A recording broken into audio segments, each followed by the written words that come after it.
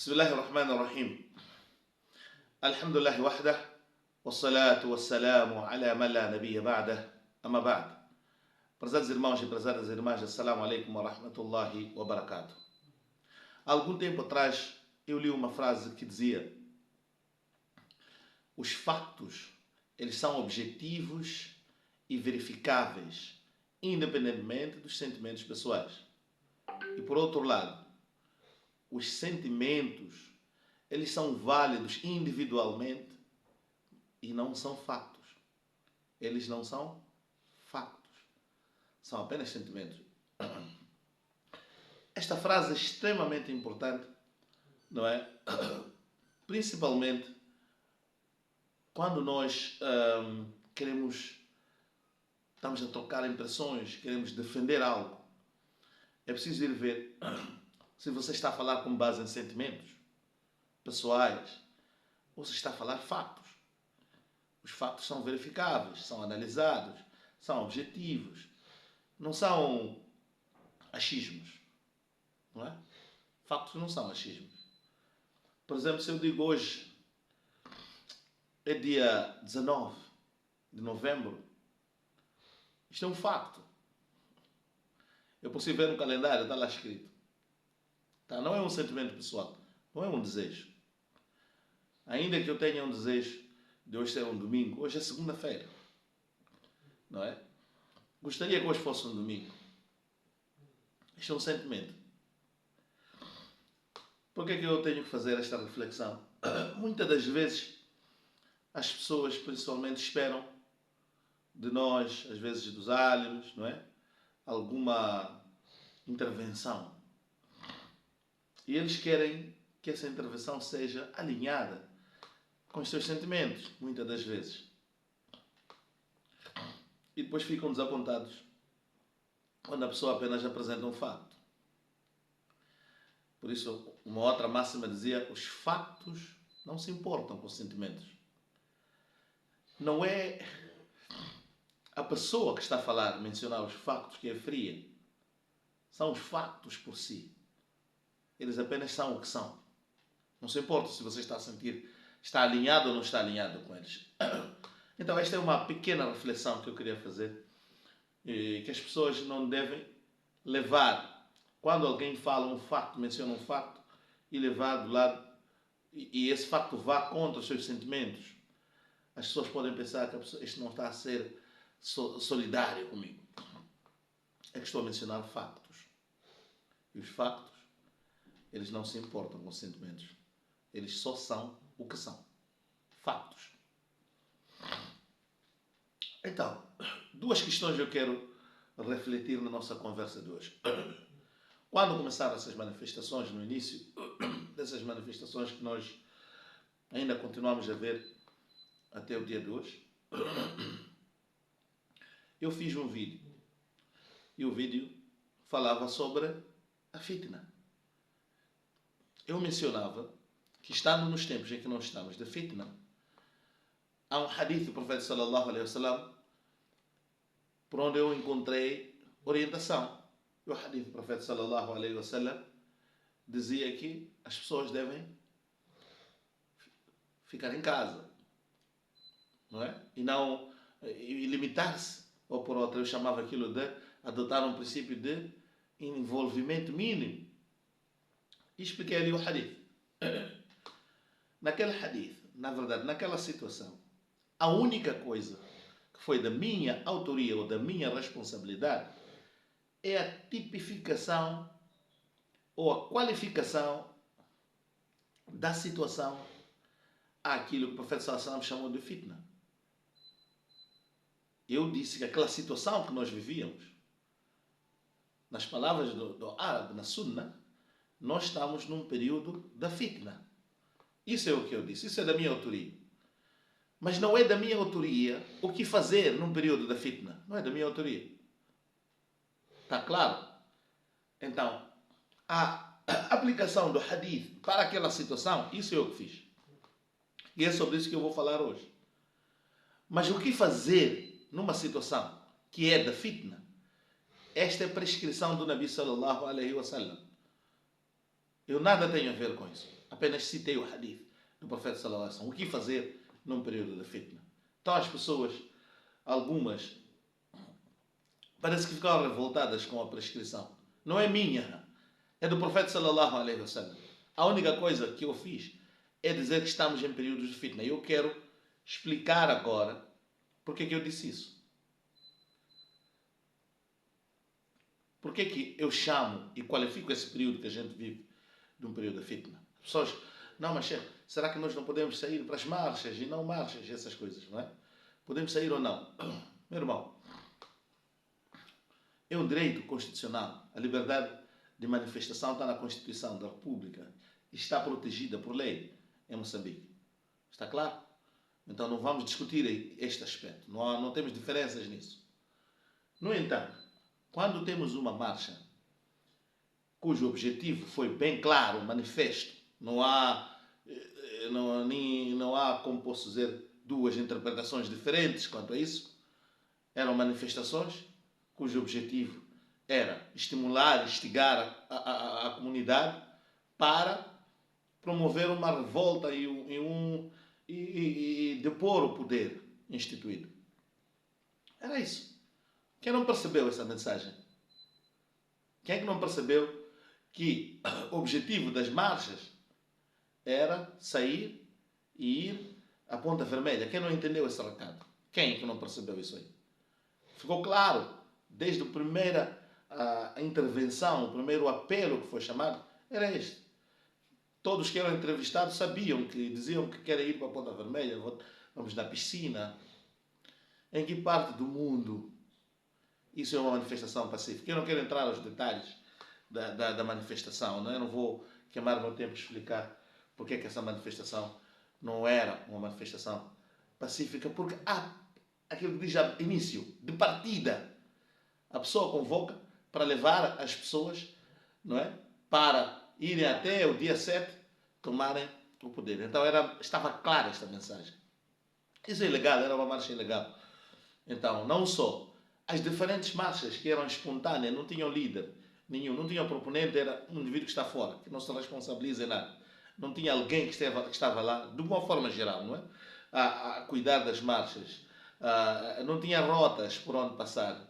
Cá na nossa comunidade sentimos alguns irmãos também a saírem espontaneamente. Era uma manifestação espontânea. A lei diz que tem que comunicar com antecedência às entidades legais. Existe toda uma organização. Por quê? Porque além da liberdade que nós temos de marchar, de se expressar, as outras pessoas têm a liberdade de ir e vir. Também é uma liberdade, é um direito fundamental.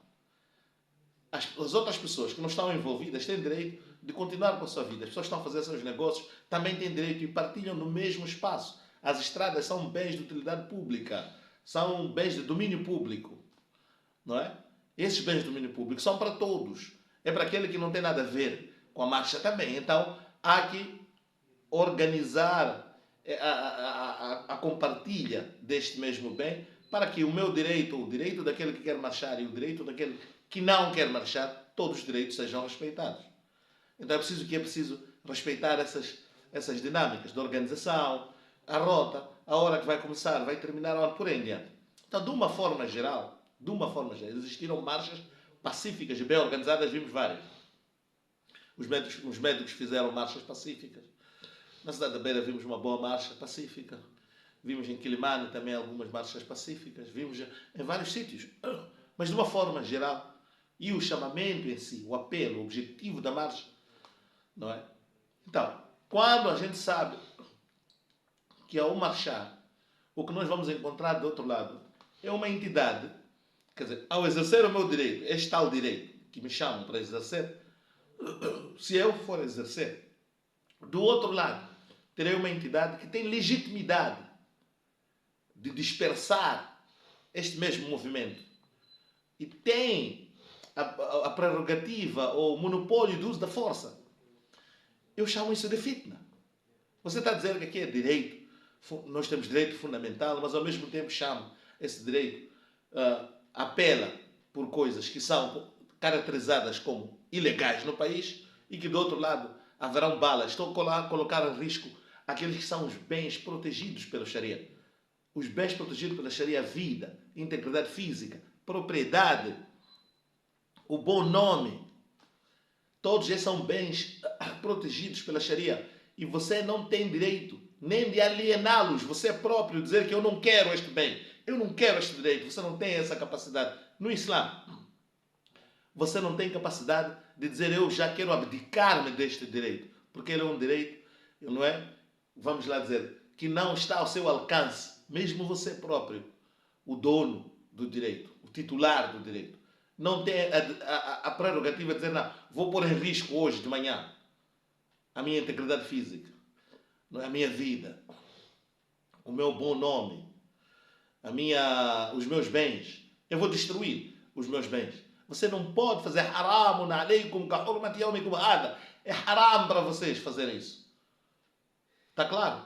Então, quando você sai para uma manifestação que coloca em risco os bens protegidos pela Sharia, os bens que para proteger Allah subhanahu wa ta'ala revelou o Coran, a Sunnah, os ensinamentos Sharia todo, para proteger esses bens, você pega e coloca-os a si mesmo em risco.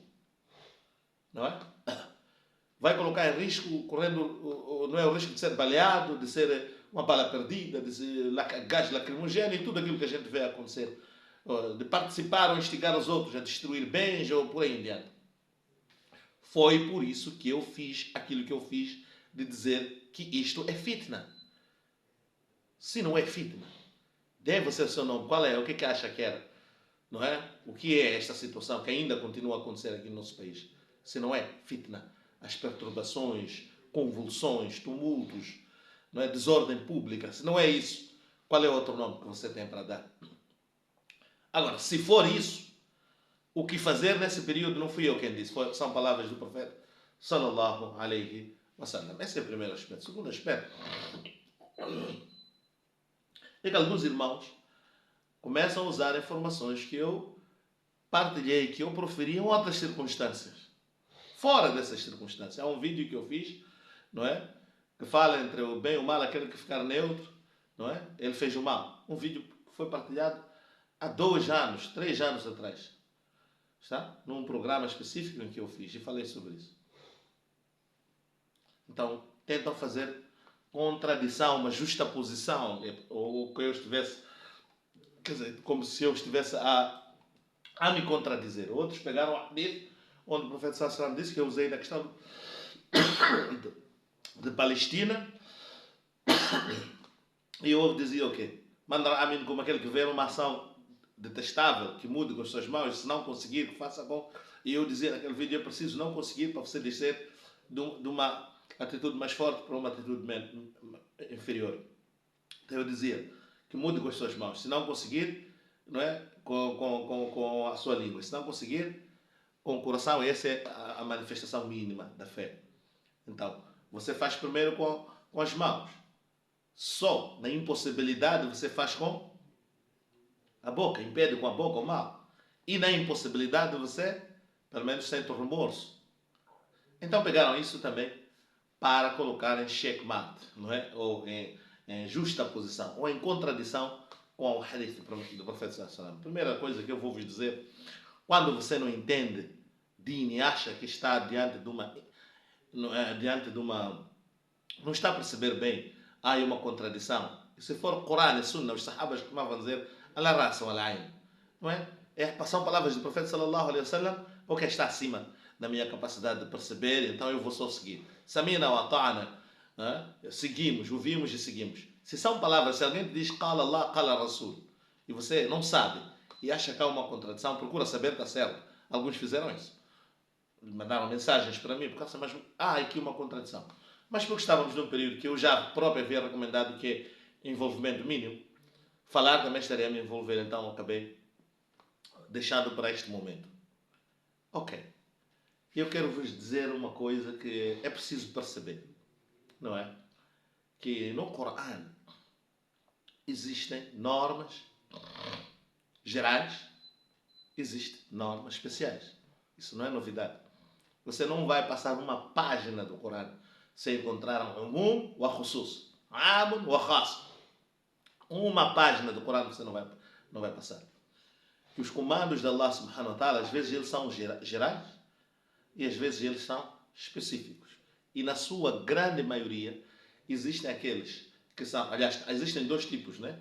Esta relação da amun khas, existe amun khussa minhu al-ba'd wa amun lam yakhussa minhu al-ba'd. Ou por outro, existem palavras, termos, comandos de Allah subhanahu wa ta'ala que são proferidos em termos gerais, sem exceção, e outros em termos gerais, com exceção. E na maioria, no Corão, os termos que estão lá são gerais, com exceções. Na maior parte dos comandos do Corão são assim.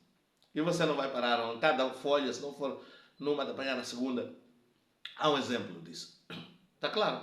Então, por exemplo, Allah subhanahu wa ta'ala diz, no caso concreto deste que nós estamos a falar agora, Ya ayyuhalladhina amanu, não é kunu qawamina lillahi shuhada bil qist. Allah subhanahu wa ta'ala diz, ó vós que credes, sedes firmes, não é? Sedes persistentes, firmes na justiça, não é? E ser testemunhas para Allah. Então você tem que ser sempre firme na justiça e defender aquilo que é justo. E o outro ayat, outro hadith, vários hadiths, o profeta sallallahu alaihi wasallam diz o quê? Um crente deve aquele qawlul haqq inda sultanin jair, falar a verdade em todas as circunstâncias. E diz falar a verdade mesmo contra um injusto. Você sempre diga-lhe a verdade. Então esta é preciso perceber, esta é uma regra geral. Principalmente quando é o próprio Shari', legislador, a especificar uma certa situação. Então, Allah, o próprio profeta sallallahu alaihi wasallam diz o quê? Satakunu fitanun. Haverá momentos de turbulências. Aí estamos diante de uma exceção. Isso não é novidade no Corão. Esta é a exceção. Esse momento de fitan é a exceção. E a regra que se aplica ali é diferente da regra que se aplicava naquelas situações gerais. Se nas situações gerais você tem que falar, tem que defender a verdade, tem que ser ativista e não deve sempre se identificar com a verdade, não é? E não ficar neutro em todas as circunstâncias, no geral, há exceção, satakuna fitan, haverá momentos de turbulências em que até fazer bem será mal, fazer mal, não já estão a perceber. Há turbulências, então nesses momentos, não. Por quê? Porque o profeta, o próprio legislador, estipulou um comportamento diferente para aquela situação diferente. Onde é que custa perceber isto aqui? Então, não há nenhuma contradição. Sob pena de se agindo desta forma, a gente coloca as palavras do profeta contra outras palavras do profeta. Entramos em contradição. Então, e se nós praticarmos apenas aquelas, ignorarmos e invalidamos esta? Estamos em um momento de fitna. Você diz, não, sempre defender Allah. Allah diz no Corão, "Wala tulqu biaydikum ila tahluka." Não coloquem vós mesmos na destruição. Isso é o Corão. Você está a ver que está a entrar num sítio que está a pôr em risco a sua vida, os seus bens, a integridade física. Não deve fazer isso. Onde é que custa perceber isso ali? Ah, ok, não, mas eu estou a sentir que... Tudo bem, são sentimentos. Não quero que todos nós embarquemos nos teus sentimentos. Isso é que não é correto. E as pessoas ali começam a criticar porque esperavam que tínhamos que todos embarcar nessa mesma onda. Não. Nós outros não. Há muitos que disseram não. Concordamos com isso. Não embarcamos nessa onda. O Corão ou a Sunna nos ensina que neste momento ficar em casa. E vários álimes falaram sobre isso. Então, este é o primeiro aspecto. E isso não é novidade no Corão e na Sunna. Não é novidade. Allah subhanahu wa ta'ala, vou dar aqui alguns exemplos. Allah subhanahu wa ta'ala diz, yusikumullahu fi auladikum. Isso aqui, esse capítulo no Sul Shasha, para quem estudou na madraça, no nosso sistema, não é? Que estudamos na África do Sul, Indo, PAC, todo esse sistema você vai encontrar na grande disciplina que estudam as teorias gerais, os princípios, não é? da jurisprudência islâmica. Então você vai encontrar um capítulo que é Bab Umumohas, Amohas, né? Dos termos, quando são os termos gerais e os termos específicos. E você explica como conciliar esses termos na interpretação.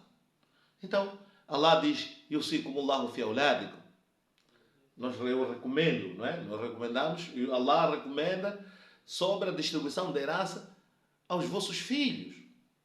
Há aí um dever, não é? De herdar. Os vossos filhos têm este direito da herança. Tá? Isso é uma regra geral. Todos que têm filhos, não é? Têm direito de quê? De herdar. No entanto, quando faleceu o profeta sallallahu alaihi wasallam, algumas das suas companheiras foram ter com Aisha e disseram o que para Aisha? Como vamos tratar a questão da herança do profeta sallallahu alaihi wasallam? Então Aisha disse, o profeta sallallahu alaihi wasallam disse, nós somos da classe dos mensageiros, dos profetas, não herdamos nem deixamos herança. Então, o termo geral está ali, que Allah estipulou as regras para a herança, que os filhos herdam dos seus pais, isto e aquilo, desta e de outra forma. Mas então chegaram aos seus próprios filhos, suas esposas. Então Aisha está a dizer que não. Os mensageiros não herdam. É exceção. É exceção da regra. Vamos mais. Não é? Aquelas pessoas que estão no regime de escravo. Na altura existiam escravos. Em Ijma é consenso dos árabes que como se chama? Os escravos não entram nesta herança. Não herdam. Por que não herdam? Porque ele é pertença, é propriedade. Os escravos na altura eram tratados como propriedade do seu dono, não é? Da pessoa que tinha, não é, o poder sobre ele. Então, ele ao herdar, automaticamente os bens caíam na esfera jurídica de quem? Na mão de quem? Né? Do proprietário. Então, para proteger isso, que haja desperdício, está a perceber, desta herança, há ijma o consenso de que também não se aplica aqui. Estamos a ver o que? Exceção. E você não pode ficar a dizer, mas não, Allah disse que todos os filhos vão herdar. Se disse em termos gerais que os filhos todos, no geral, em regra geral, mas já há exceções. Há outro exemplo, por exemplo, nós vamos encontrar o exemplo quando Allah subhanahu wa ta'ala diz حُرِّمَتْ عَلَيْكُمُ الْمَيْتَةُ وَالدَّمُ. Não é? Foi-vos vedado o consumo de animal morto. Não é? Aquele animal que morte natural, não foi degolado. É haram. Não é, né? Então todos os animais devem ser degolados. E tudo que é sangue. Nós, como sabemos, ao degolar o animal, as pessoas tiram o sangue, aquele sangue quase que seca, não é? Põem nas tigelas, põem sal e depois vão cozinhar aqui. Haram. No entanto, hadith do profeta sallallahu alaihi wasallam, onde o profeta sallallahu alaihi wasallam diz o quê? أُحِلَّتْ لَنَا مَيْتَتَانِ وَدَمَانِ. Foi-nos tornado lícito dois tipos de animais que morrem, morte natural, que não precisam ser degolados. السمك والجراد. No outro hadith, al-hut wal-jarad. O peixe, não é? Ou o peixe e o gafanhoto. É halal. O profeta sallallahu alaihi wasallam disse. E esses animais morrem naturalmente, não são degolados. E são halal. E assim como al-kabid, o fígado e o baço nos animais, que são como sangue. Isso que os árabes chamam de damar. E dois tipos de sangue. Que apesar de sangue, aquele que escorre é haram, não é? Para o consumo. Mas o fígado, que tem a mesma forma para as pessoas que vê, e os árabes davam o nome, o fígado e o baço do animal, chamavam de dam também. Então, são dois tipos de sangue, assim como eles chamavam, que também são halal. Não sei se está claro ali. Há uma série de exemplos, não é? Que nós vamos encontrar no Corão. Nós vamos encontrar mais um, por exemplo. Allah subhanahu wa ta'ala diz: وَلَا تُنْكِحُوا الْمُشْرِكَاتِ حَتَّى يُؤْمِنُوا. E não casais, não esposais as descrentes, idólatras, até que elas tenham fé. No outro ayat, Allah diz: وَلَا تُمْسِكُوا بِعِصَمِ الْكَوَافِرِ. Que vocês não devem reter, está a perceber, as relações que vocês tinham com idólatras, não é? Descrentes. não devem manter aquelas relações de casamento. As pessoas que estavam antes do Islã estavam casados com mushricas, não é? Idólatras, não devem manter este relacionamento com idólatras. No entanto, Allah subhanahu wa ta'ala, no Corão, ele diz: اليوم أحل لكم الطيبات وطعام الذين أوتوا الكتاب حل لكم وطعامكم حل لهم والمحصنات من المؤمنات والمحصنات من الذين أوتوا الكتاب. No entanto, o dia de hoje eu tornei lícito para vocês as coisas sadias, puras, boas. E descreveu, dentre as coisas boas, casar com mulheres seguidoras do livro. Então, numa regra geral, o casamento com descrentes, não é? Está vedado. Com idólatras está vedado. Está claro? Em regra geral. Mas há exceção dos seguidores do livro. Judeus, cristãos e o muçulmano pode contrair matrimônio com elas, o nikah. E são factos. Todos esses que estamos a mencionar aqui são exemplos disso. Então não é novidade nenhuma que haja uma regra geral e haja exceção. Isso não é novidade nenhuma. Não é? E, no entanto, as pessoas, simplesmente porque aquilo que você está a dizer não se alinha com os seus sentimentos, então descartam ou tentam forçar para que o sheikh venha também, mude e esteja alinhado com os seus sentimentos. Mas isso é difícil, porque já disse, os factos não se importam com os sentimentos. Os factos são assim. Não há como você... Eles são objetivos verificáveis. Você, se voltar para o Corão, vai encontrar que está lá. Por mais que você mude, você vai entrar em choque com os princípios. Costumam dizer, é como aquele indivíduo, não é? Que está de um navio e ele faz o quê? E ele vê uma torre, vê lá aquela torre, né? Ou aquele farol. Então ele vê a luz do farol, ele é um comandante do navio de guerra, e ele vai buzinar. Pum, pum. E pede o farol para se afastar. Afasta, afasta, que este é um navio de guerra, está a vir. Só que o farol diz, não, afasta você. Ele insiste, não, mas afasta. Afasta você. Responde o homem que está lá no farol. Diz para o navio, você é quem deve afastar. Mas o homem do navio insiste, porque ele está com um navio de guerra. Afasta, afasta, eu sou um navio de guerra. Afasta. E o homem da torre lá no farol diz, afasta você, porque eu sou a torre. Quem deve afastar? Afasta você, porque eu sou a torre. Os ensinamentos do Corão, da Sunna, são a torre. Ou você vai entrar em choque com eles, vai colidir, e o problema será seu, ou você é quem se afasta. Você está movido apenas por sentimentos. É esta a conversa que eu trazia para hoje. E que Allah subhanahu wa ta'ala traga uma situação pacífica para nós, resolva os nossos problemas, que Allah subhanahu wa ta'ala ajude-nos a sair desta situação, voltar à normalidade, e as pessoas vão dramatizar que não existe normalidade. Existia até bem pouco tempo, e aqueles que não viram já viram que não é normal, o que é fitna. Alguns que duvidavam já estão a ver o que é fitna. Acho que chegado a este momento já nem deve haver dúvidas se este momento que a gente vive é fitna ou não. Então eu dizia, para terminar, que o que eu fiz foi apenas dizer que estamos num período de fitna. Essa foi meu esforço, a minha capacidade de tentar aplicar o hadith à situação real. Se você acha que não é fitna, pode defender que não, estamos em paz, tudo bem, essa é a sua opinião. Mas o que fazer na fitna não fui eu que inventei, foi o hadith do profeta sallallahu alaihi wasallam, que está lá naquele vídeo que vocês viram, que até passou na televisão e tudo mais. Então, o que fazer na fitna? Não inventei nada. Apenas disse o que o profeta sallallahu alaihi wasallam disse. وآخر دعوانا أن الحمد لله رب العالمين. مع السلامة.